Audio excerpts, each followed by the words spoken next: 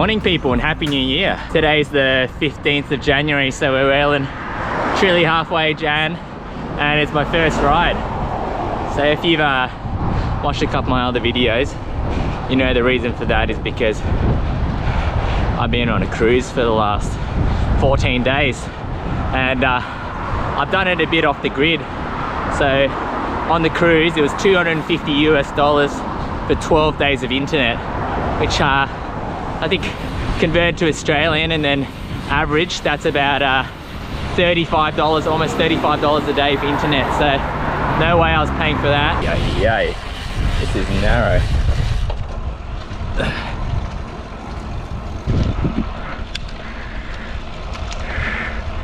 One thing I couldn't believe was how absolutely beautiful New Zealand is. Just the natural beauty there is incredible, and I'm gonna pop some photos up on the screen now that I took.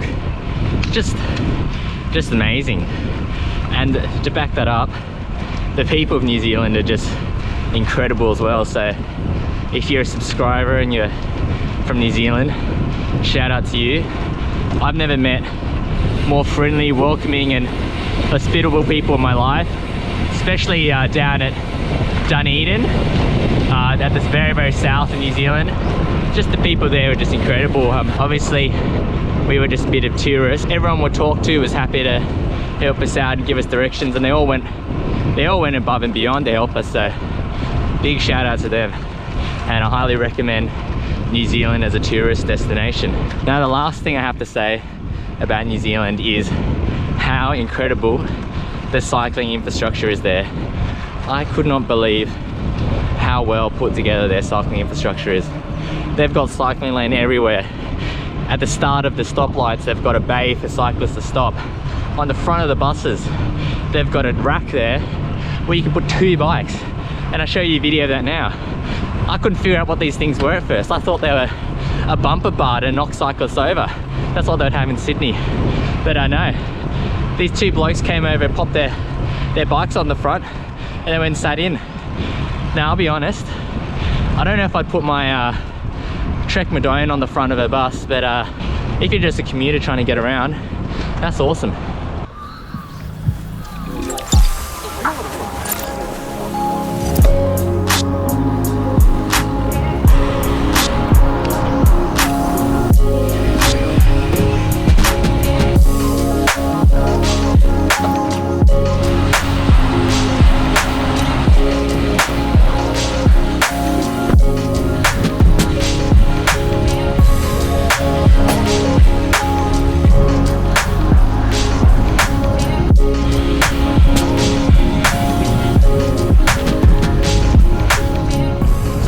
We're doing a little ride around the inner west, around Sydney Harbour.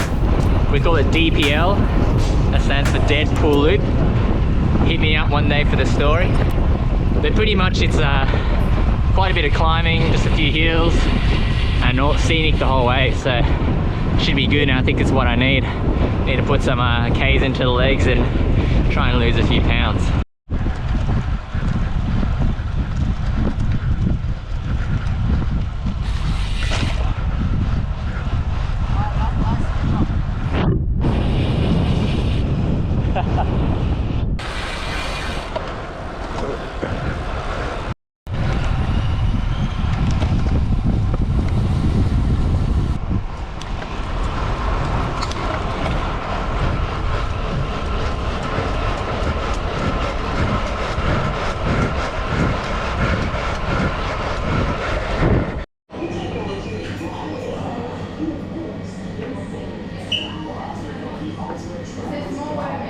That's correct. The fruit Danish? It's quite. I could be more. It looks like more yellow. Krispy Kreme icing.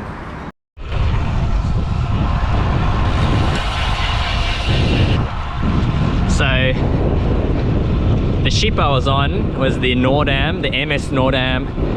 It's a Holland America line ship, so that means it's registered in the Netherlands, the home of Matthew van der Poel. So here's some fun facts about the ship, and I'll talk a bit about cruising for people who haven't done a cruise before. But the ship is 285 meters long, 32 meters wide, which is the width of the old Panama Canal.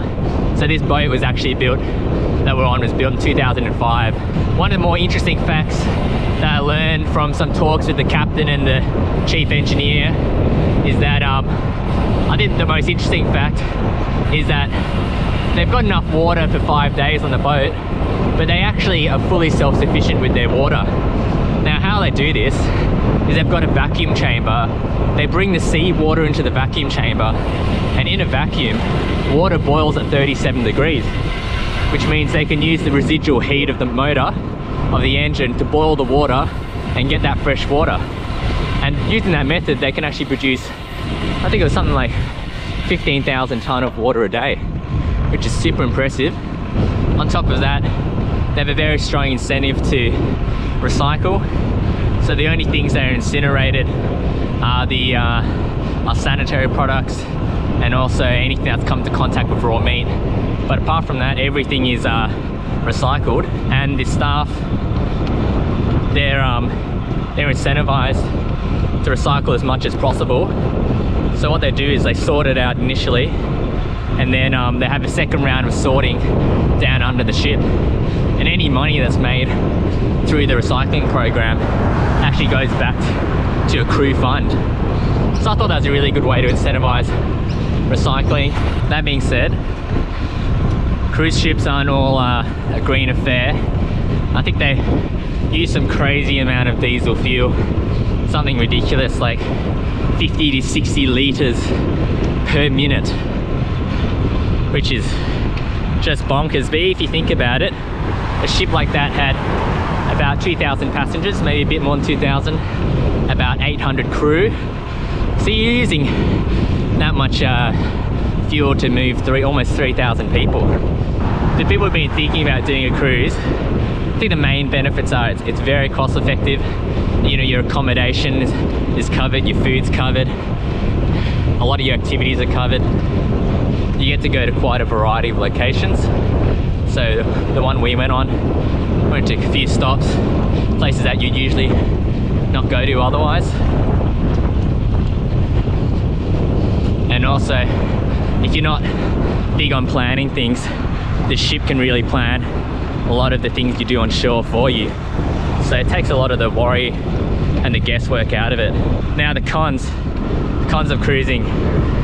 One, you're stuck in close proximity with a few thousand other people, and some of them you might not enjoy the company of.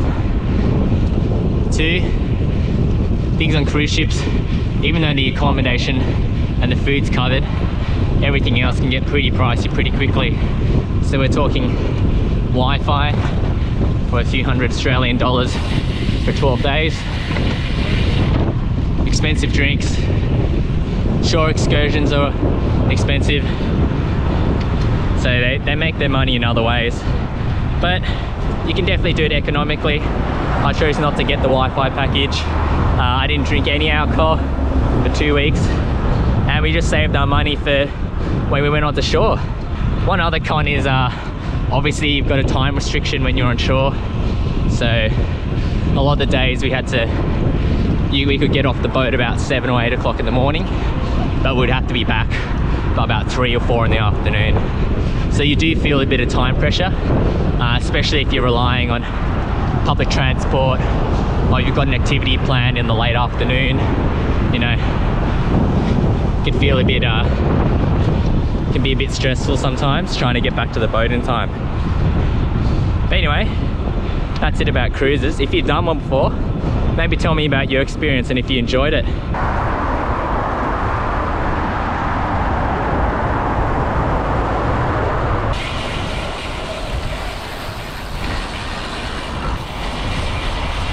Morning.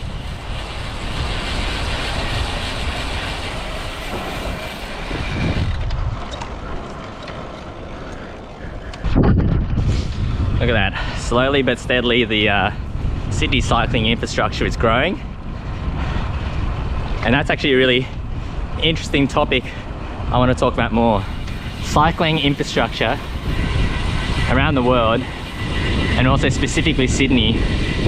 So stay tuned. I've got an interesting video coming up in the next couple of weeks to do with Sydney cycling infrastructure, and I think you'll find it interesting too. So stay tuned for that.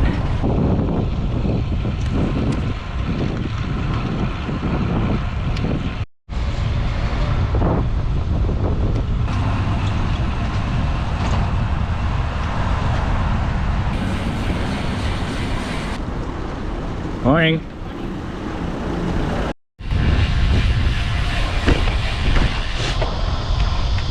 Anyway, that's it for this video. Hopefully I filmed enough content to actually make something. Hope you enjoyed it, and I'll catch you on the road soon. I'm pretty keen to go to Sydney Olympic Park this coming Tuesday night, so maybe I'll get the video out before then. Peace.